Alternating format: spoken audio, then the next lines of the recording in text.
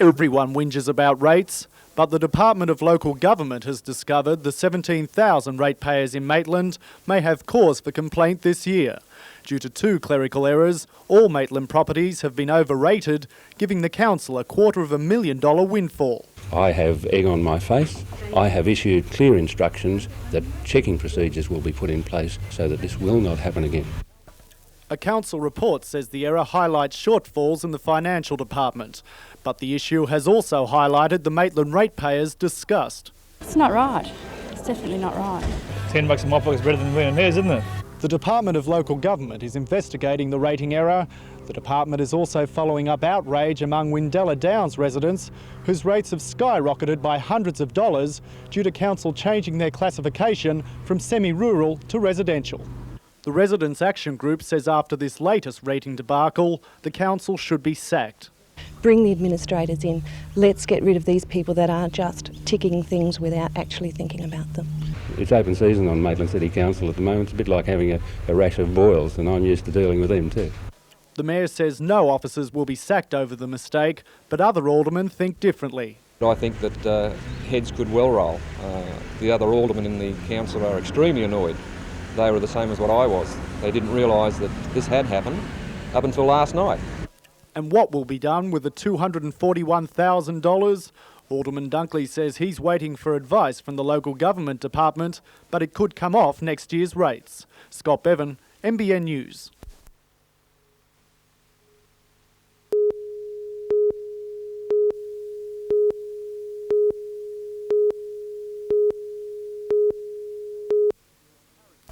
The character of Millfield near Cessnock was hewn with the axe, taking shape as a home for timber getters over the past 150 years. These days, the saw has replaced the axe, but to those who work with timber in the town's 3 mills, it's much more than a living. Well, it's a way of life to us. Carry on our way of life. When the Endangered Fauna Act was passed in State Parliament late last year, it was a way of life that Noel and his 14 workmates thought they were going to lose. No future to look forward to. But after the Greiner government reached a compromise with the opposition to push through the new timber industry legislation overnight, Noel reckons his job is looking more secure, although he warns the timber workers are not out of the woods yet. We've got somewhere around about 13 months of work. We'd like to see common sense carry on and give us 13 years now. It's not only the mill workers who are relieved the legislation was passed. The folk in Millfield believe it's a case of no timber, no town. There'd be nothing here for people. People would have to move away to find more employment, and I think the whole place would just die, really. The Newcastle Wilderness Society is not happy with the new legislation, claiming it's a step back in efforts to preserve the environment. Scott Bevan, NBN News.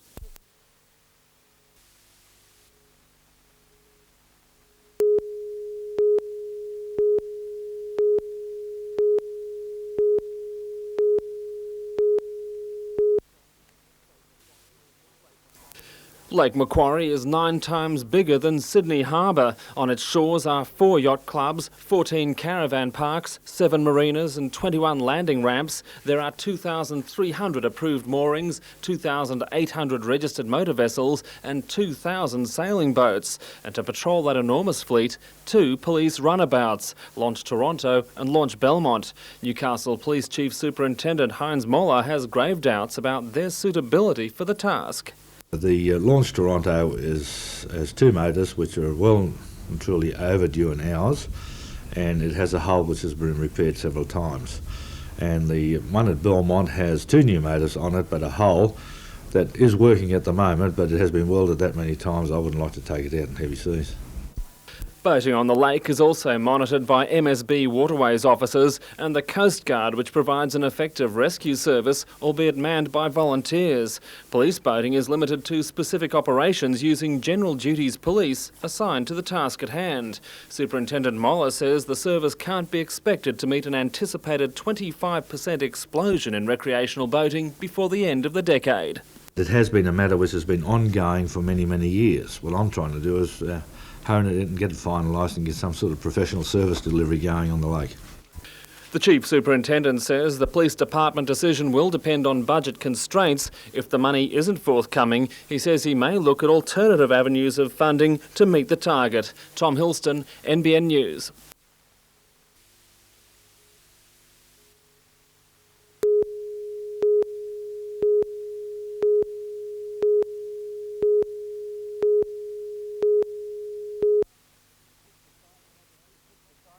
The six-a-side competition has been played under lights in Coffs for the last 4 months, with 42 men's and women's teams taking part.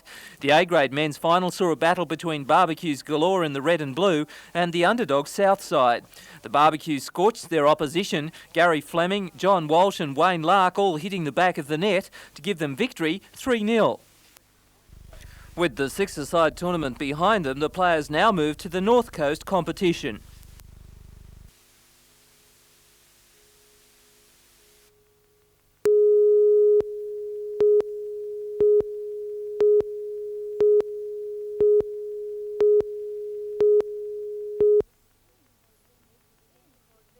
Ian Causley met with sections of the fishing industry at Port Macquarie today. The main focus of the discussion was changes to the prawn trawl management plan. I have made a decision today that some of the penalties that were imposed will be lifted, but they will be given 3 years to buy units out of the industry, effort that is in the industry at the present time, to upgrade to maintain those nets. So that's one big area I think that's been changed. From January next year, the maximum net is to be reduced by 3 metres per year, from 64 metres to 55. The Minister also said if it appears that the maximum economic yield is obtained when prawns are caught further north, rather than between Newcastle and Coffs Harbour, ECTMAC will be required to develop a mechanism whereby the current trend of the fishery to move south is reversed. The Minister says a steering committee will be formed to look at the overall management of the king prawn industry.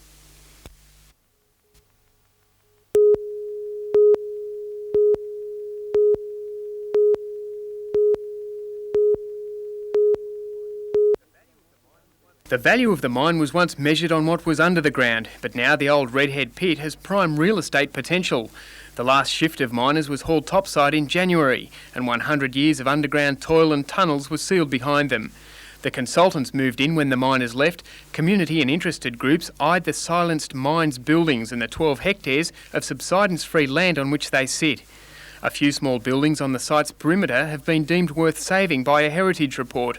The rest would be demolished to make way for 100 home sites. We're prepared to match the Heritage Council of New South Wales on a dollar-for-dollar basis to do up the older buildings.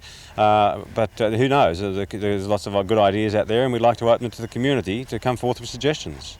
Old mine ledgers and records have also been offered to the community, but the fate of the old buildings is yet to be decided. The mine would need to be rezoned and development consents granted before the area could be used for housing. The company says any such plan would be unviable if it alone was forced to undertake the $3 million restoration of the buildings. Look, if we couldn't come to some practical agreement over the use of the site, we would continue to use it under our existing application, which is special purposes coal mining.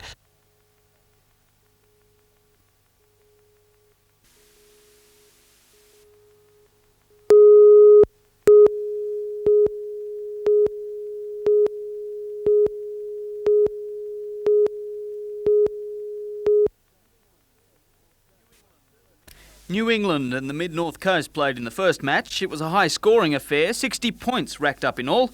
Unfortunately for the coastal boys, New England scored 57 of them. So eager were the inlanders that they sometimes had trouble getting out of their own way, but they sure did know the way to the try line.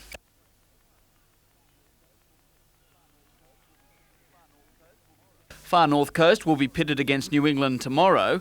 From this carnival, a squad will be picked to represent Northern Province at Ballina in a fortnight.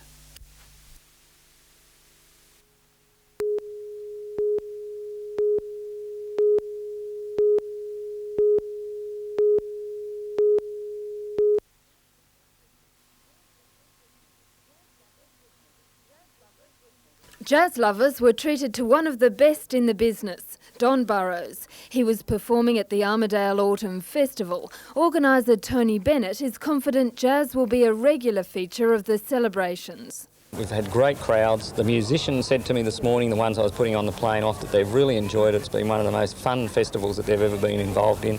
They can't get over the hospitality of the local people, and they're willing and eager to come back.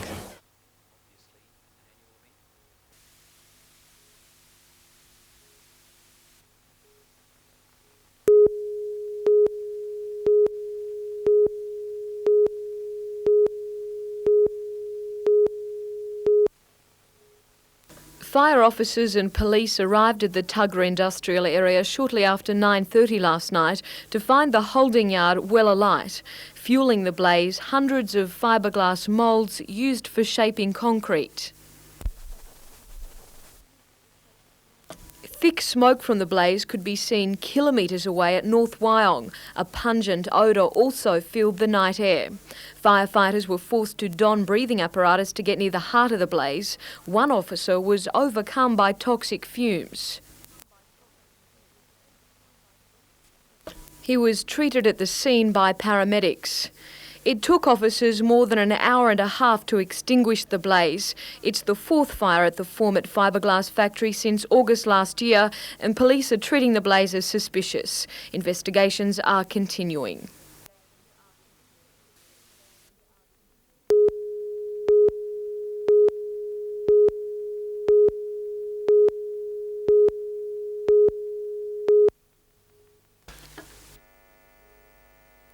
The aircraft slammed into a hillside on a property called Bilcurra, about 10 kilometres west of Murrurundi in the Upper Hunter. Farmers heard a crash at about 8 a.m. The loss of the aircraft was confirmed by a second crop duster which had been operating in tandem with the downed plane. One of the pilots saw a bit of dust come up from the ground and noticed the other plane had gone into the side of the hill.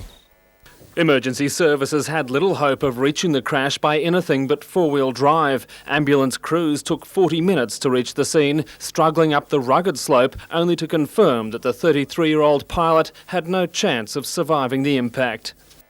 The pilot was flying one of two aircraft contracted to apply 120 tonnes of superphosphate to 5 local properties. Today was to have been the last day of the operation. Earlier, the pilot had taken a local farmer on a reconnaissance flight to identify property boundaries before beginning crop dusting. They were a little bit concerned about the wind early, but they said no, it seems to have calmed off, and no, we'll go ahead. And they went up with a tonne for a start, and then they said we'll take 2200 weight, so they must have been fairly confident. The aircraft is a New Zealand manufactured Fletcher 400, specifically designed for crop dusting work. The plane was one of 4 operated by the Scone-based Air Pasture Company. The accident was its first in 20 years. An inquiry into the cause of the crash has been carried out by the Bureau of Air Safety Investigations. One theory, the aircraft may have clipped trees as it returned to a bush runway to pick up another load of superphosphate. The dead pilot joined Air Pasture just 2 years ago. He was married with 1 infant son. His wife is expecting a second child. Tom Hilston, NBN News.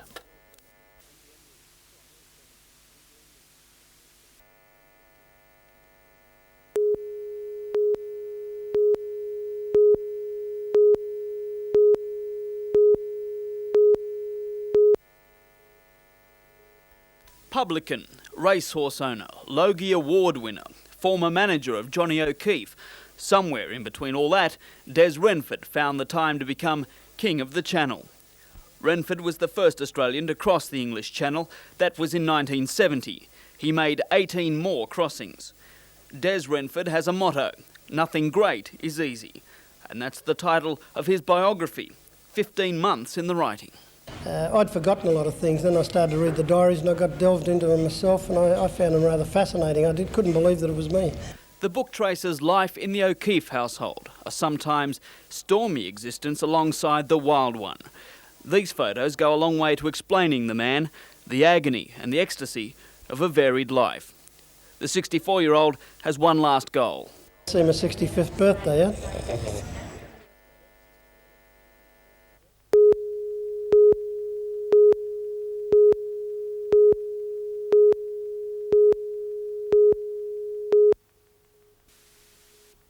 Today's school's excursion could be tomorrow's army of engineers required to undertake large-scale constructions throughout the country.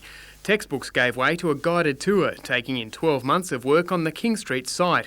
The students had an insight to the $20 million job, from its planning to the pouring of concrete, to the steps leading towards its expected completion in July. You get to see what engineers do in practice, just not the theoretical side. You can learn this, you learn that, but this way you see what you do have to learn, what you have to know and what you have to do. Engineers have overseen the project from the ground up, carrying out geotechnical surveys for its footings, acoustic vibration tests on the building's 2 auditoriums, as well as structural, mechanical, electrical and plumbing work. Staff should begin moving bar equipment and poker machines into the new workers' club within the next 6 weeks.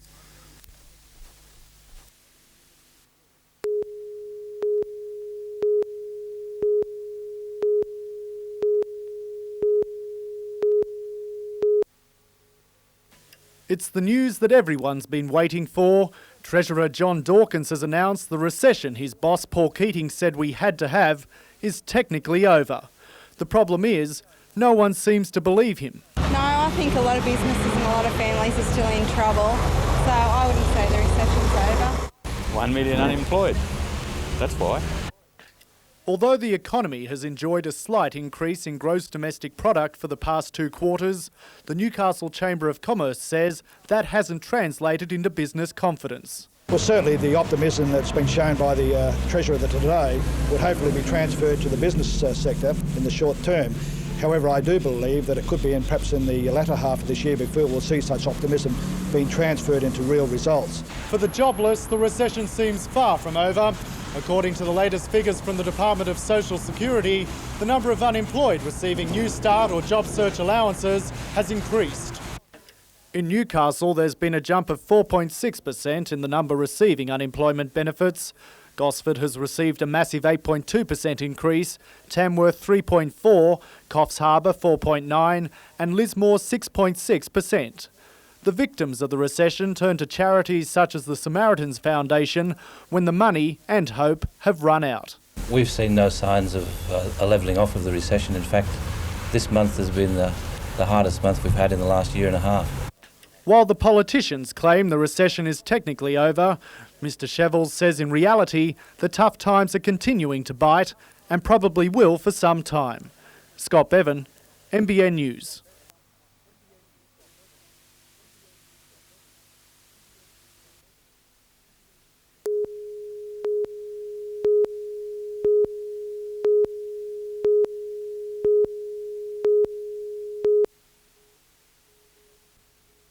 It was a low-key inspection this morning. Amacon engineers from Melbourne confirming that the fiberglass facility could, with some modifications, serve as a construction site for 4 Navy mine hunters due to be built in 1995.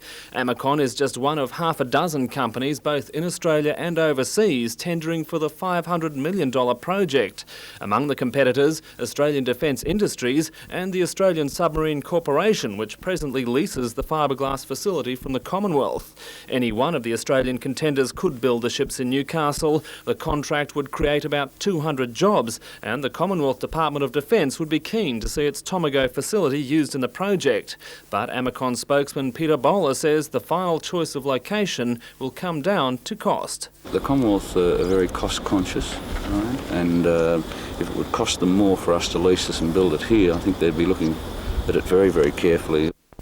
Meanwhile, the launch of the frigate Newcastle last month has marked the start of construction on the new series of Anzac frigates. Although the major construction component will be carried out in Melbourne, Newcastle companies have tendered for substantial hull and superstructure components. Peter Bowler says there will be more opportunities. Yes, a lot of work. If you add up the small items and multiply them by 10, that's a big dollar. Tenders for the Minehunter contract close in September. Construction is scheduled to begin in mid-1994. Tom Hilston, NBN News.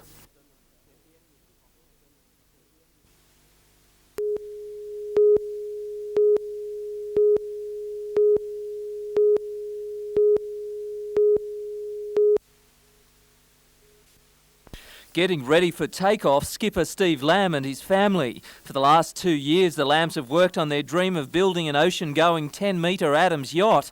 Steve was retrenched from his job as a mining surveyor 7 months ago. Since then, he's spent 80 hours a week in the backyard toiling on the project. Have you ever built a yacht before? No, I've built a model yacht, and that was a start. And once I got proficient with that, I thought, well, anyone can do it if they try. But there was one major logistical problem: how to lift a 1.5 tonne boat over an 8-metre house onto a truck for the launch. The first person I spoke to before I started was the man from Structural Cranes. Workmen carefully set the $80,000 Mariah into a sling and set her for the skies. Intrigued neighbours, friends and family looked on as the fiberglass sloop sailed over the house, dodging TV antennas and trees on a flight path for the waiting semi. Steve Lamb, a veteran of 14 Sydney to Hobart yacht races, wants to sail his new craft in the next Ocean Classic. She'll be getting a keel in the next few days, ready for launch on the weekend. Peter Ryan, NBN News.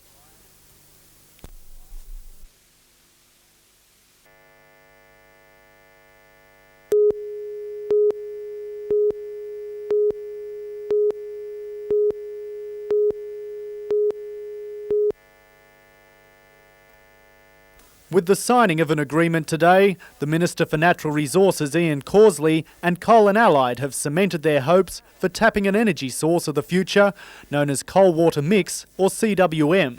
This blend of coal and water can be used in converted power stations and industries and is intended mainly for the Japanese market. But the technology needs special low-ash coal, and the government has now given the company permission to explore for it in an area northwest of Muswellbrook. To turn the coal into CWM, a $200 million processing plant is proposed for Kooragang, which the Minister says will mean not only a new industry for the Hunter, but also jobs.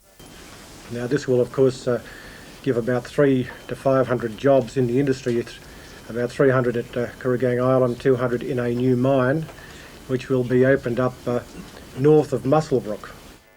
Mr Causley has heralded the proposal as a tonic for the recession blues.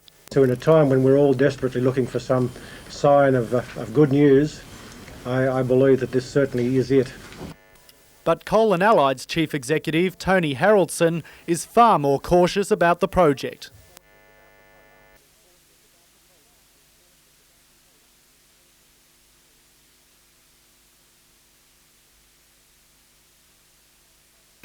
The reason for Coal and Allied's caution is there are two big ifs surrounding the project. The first is the company has to ensure there are sufficient reserves of low-ash coal in order to set up a $300 million mine to supply at least 2 million tonnes a year. The second if, will enough power stations convert to the new technology? Will there be enough markets? There's no way in the world that we'll be spending a couple of $100 million with Ube and Nisho in developing a coal water plant if we haven't got anywhere to sell it. To help answer those questions, the project has two Japanese companies as joint venturers. But even if the proposal goes ahead, Coal and Allied says it could be years before the mine and plant are built. But that hasn't dampened the Hunters' enthusiasm. Muswellbrook Shire President Ian Seymour says if the mine is developed, it will boost the region's economy, while Newcastle Lord Mayor John McNaughton believes the CWM plant will put the Hunter at the cutting edge of technology. Probably the first time we've got a substantially value-added product to go out of Australia, and it is a world leader.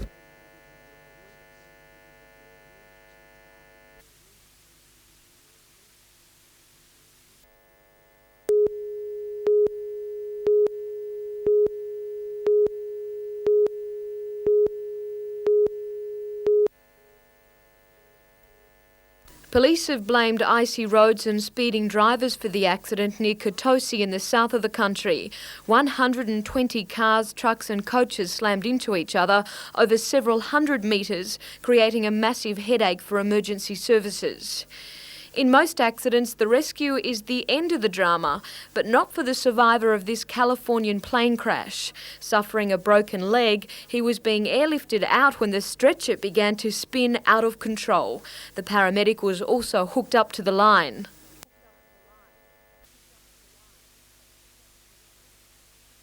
Not knowing the cause of the problem, the pilot headed for flat ground to put his patient down.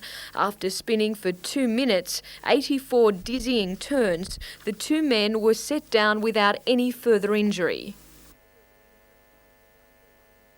London is buzzing with rumours about Fergie and Prince Andrew.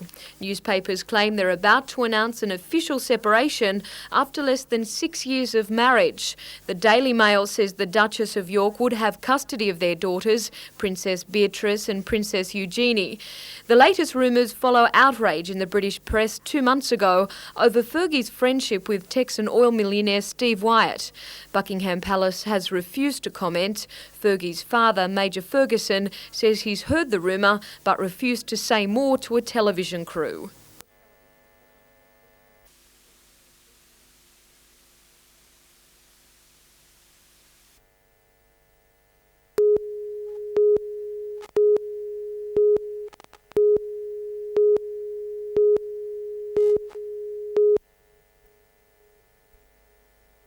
The plan should help streamline the Council's operations and priorities for a range of services for the next 5 years. It's being drawn up following recommendations by the Department of Local Government and last year's reorganisation of Council. Council will identify and take responsibility for the completion of a number of programs, which include roads, flood control and drainage work, planning, development, building, parks, health and community services, as well as commercial undertakings. It's being prepared as a basis for community consultation so that the Council has the opportunity to say to the community, these are what we believe the priorities are for the future. Do you agree with those priorities? Individual action plans will be drawn together to finalise the overall plan. And I would expect that we will have a first draft of the complete corporate plan document available for public consideration in 3 months by the end of June.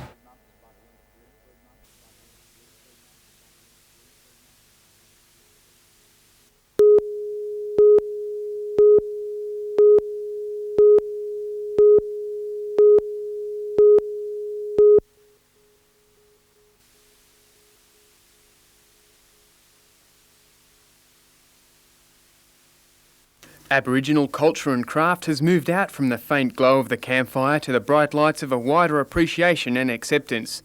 The gallery features the work of local artist and teacher Russell Saunders, who spent much of his life attempting to rejuvenate, with canvas, clay and stories, the essence of his culture.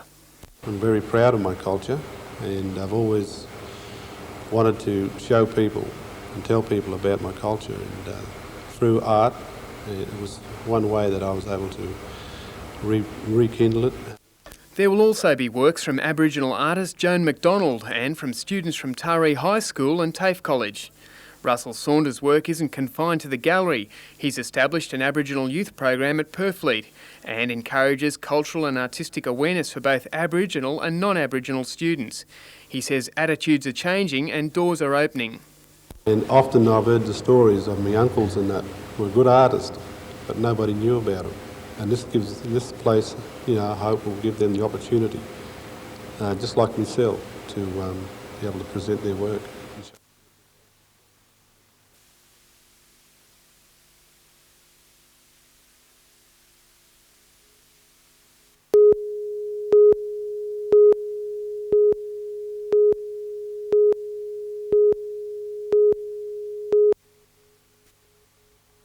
They came by the busloads to John and Vicky Taylor's property at Kentucky, south of Armidale, for the first National Tree Fest. It has gathered together the whole tree regeneration movement, giving them the opportunity to display inventions that could make life a little easier. Cash prizes were offered for the most original piece of equipment used for propagating, planting and enhancing tree growth. Entries for this section included a self-propelled tree planter, which looked more like a moon buggy, a direct seed machine and a hand planting tool. There's a section for commercial machines that operate efficiently and have manufacturing quality. The crowd was expected to exceed 5,000, with more than 80 exhibitors participating. Organisers say the festival has also brought the tree regeneration movement together. The thing that we've found with Tree Fest is that it's the first time that the tree establishment industry has become an identifiable industry. It's hoped that someone else will take up the cause next year, making Tree Fest an annual event.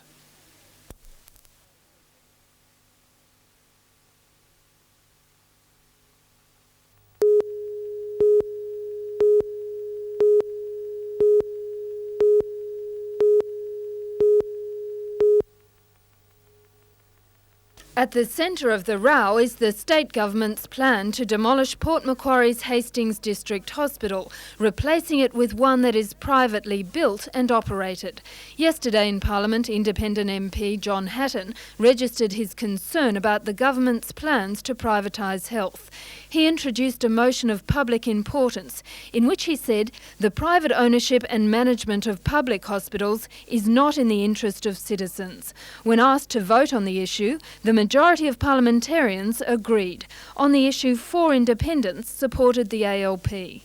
If the government continues down the path with this and other things in the face of the will of Parliament, I would certainly have to consider my position in terms of my support for the government. Labor claims that Maitland Hospital is next on the government's privatisation hit list. During question time, the member for Cessnock, Stan Neely, asked Health Minister Ron Phillips whether he could unequivocally rule out the privatisation of Maitland Hospital. The minister failed to give a yes or no answer.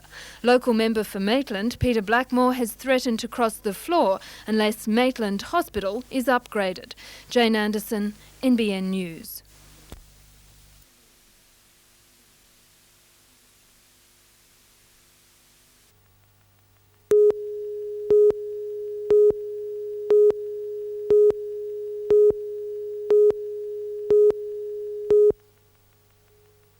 What could have been other cries out Birmingham Gardens weighers in the past few weeks to breakers have collected the scalps of West Adelaide, Marconi, belted the competition leaders Melbourne, Croatia, and then last weekend in Brisbane thrashed United 5-3. John Kosh scored a couple of beauties, but it was the 2 sensational goals from Nick Meredith that had the tongues wagging. I was in and out for about 3 or 4 weeks. Then I came back, I was suspended for the first game back. I've been in now every game since the Melita game, played all the games, so form's going well at the moment. I think I'm playing as well as I have since I've been at the club, so I'm looking forward to every game now. And although it's been a forlorn flurry at the wrong end of the season, the Breakers are steadily gaining admirers. And there was plenty of questions fired at Ian Heddle and Darren Hillier from Cardiff South Primary Schoolers today.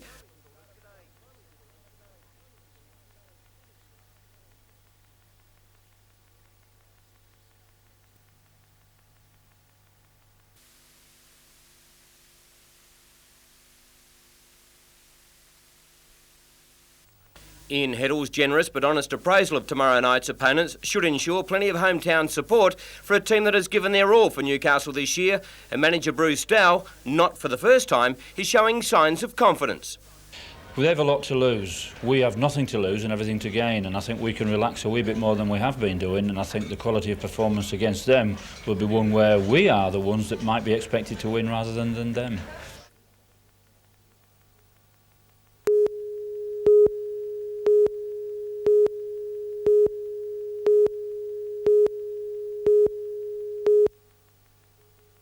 A semi-trailer carrying a 25-tonne crane failed to negotiate a bend on the New England Highway at about 5:30 yesterday afternoon. It appears the boom of the crane came loose, swinging into a nearby power pole.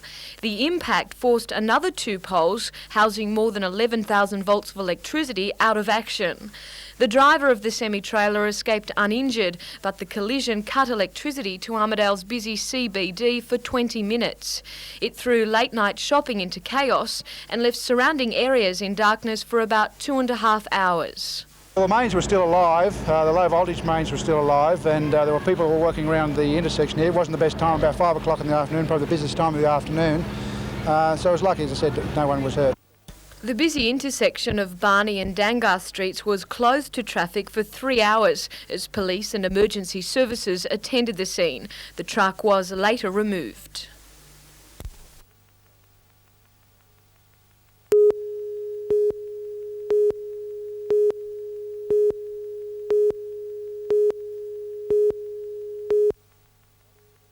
At Oxley High School today, it was Tamworth's turn to make the most of the expert coaching on offer from one of the state's best cricket players. Michael Bevan is part of a school's program that focuses on students from years 7 to 9. The scheme uses softer balls and bats during training. Practicing bowling, batting and fielding skills is an integral part of the program. Its aim is to heighten junior high school students' interest in sport, particularly cricket, which has suffered recent falls in participation. The Tamworth area's been quite good. The kids have all been pretty responsive to the program, so hopefully they'll be able to use it in years to come.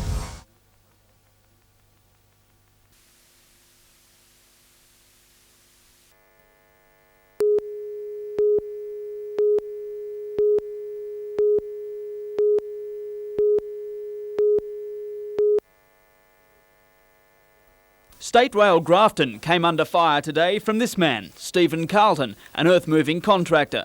Allegations of corruption levelled at this man, Jeffrey Elms, State Rail's Clerk of Works at Grafton. Assistant Commissioner Ronald Sackville QC was told Elms offered Carlton inducements.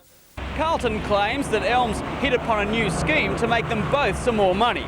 Carlton was to buy a new machine and give Elms half the earnings from it. In return, Elms would ensure that work didn't dry up. Elms allegedly went on, saying those sorts of deals go well until the ICAC gets close. If you ever say this to anyone else, I'll deny it. Carlton also told the hearing he was forced to buy a ute off Elms. According to Carlton, the deal was find a buyer or lose the contract. Also in the spotlight, what the Commission describes as State Rail's cosy relationship with some contractors. Allegations of SRA officials accepting holidays, houses and cars in return for contracts. The hearings will continue in Newcastle over the next 3 weeks. Anthony Griffiths, NBN News.